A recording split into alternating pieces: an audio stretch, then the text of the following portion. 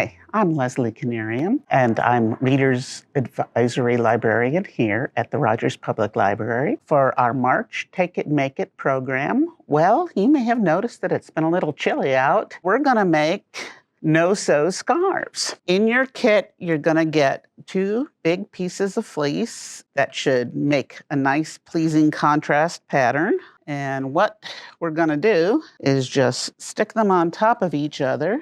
You want to line them up carefully, smooth them out here. And what you're going to want to do is trim them so that they match up as nicely as possible, because we're not going to be sewing them together. For this project, you're going to want your good sewing scissors, the ones that you do not let your kids touch, because dull edges will make you sad while working with fleece. So I'm just going to go and trim these edges a bit where they're not lining up nicely.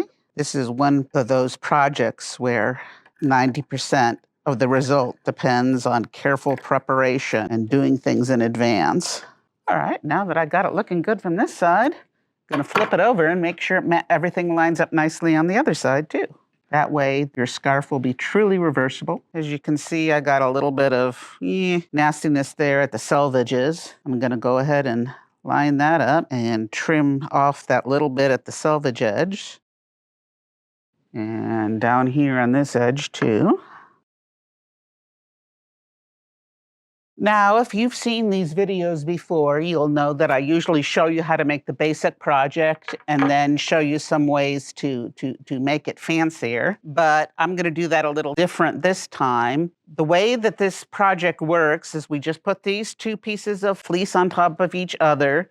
We create a fringe at the end, and we knot the fringes together at either end. However, if you say, well, that's all very nice, but I want to make it a little fancier, one of the things you can do is instead of lining them up on top of each other, you can line them up next to each other. And then you would cut your fringes right along this where they butt together, about 1/2-inch fringes, and knot them this way. So what you'll end up with is a 2-tone scarf, a wider scarf, and the knots in the center, and it'll make kind of a fancy ruffle effect right down the middle. Or if you don't want to take that no-sew too seriously, and you said, well, I'm okay with a little bit of sewing, then you can put them on top of each other. For this variation, if you have another piece of fleece the same size, like, a white or a red one that you could put right in the middle here, and then you would sew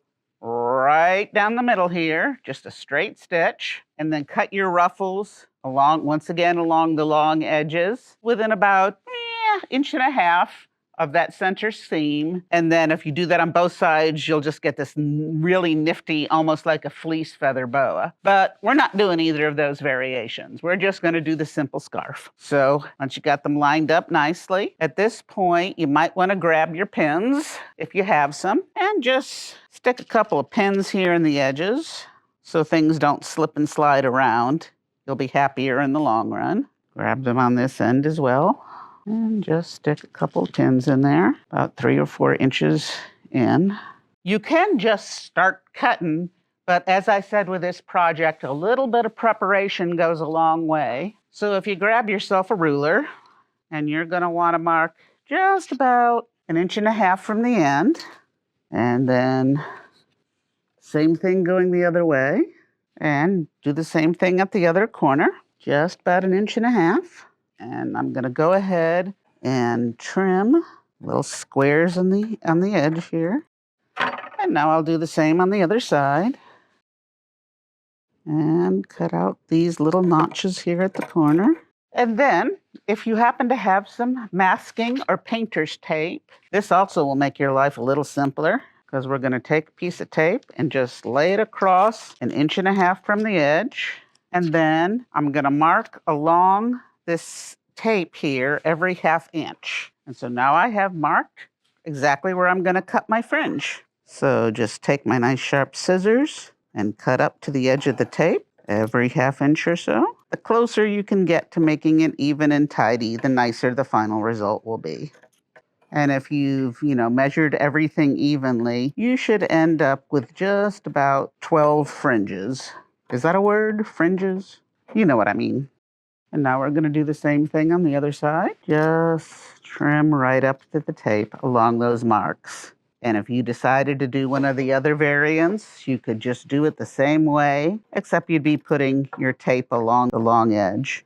And now we're going to tie them together. Take your 2 pieces of fringe and tie them in a nice double knot. Even though the roughness of the fleece will pretty much keep your 2 long pieces together, tying the knots this way will make sure everything stays where it needs to be. It's a good idea to double check and make sure you're tying each knot the same way, just so everything looks even when you're finished. You don't want to pull too hard when you knot these because you can rip a piece off the fleece, but it's okay if you tug them a little bit because that'll give it sort of a little bit of a ruffle at the edge, which I think looks very pretty. Pull off the tape when you're done. Make sure you remember to take out the pins. Let's go ahead and do the other side.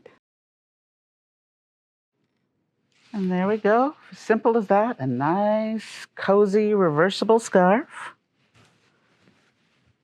And if you do decide that you want to make it a little bit fancier, you can take those knotted edges, fringe when you're done.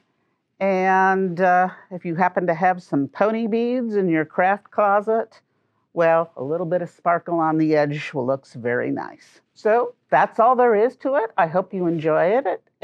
I hope you post your final scarves on your social media and give us a tag so we can see what beautiful work you've done. And join us again next month when we will be working on Easter/spring stained glass greeting cards.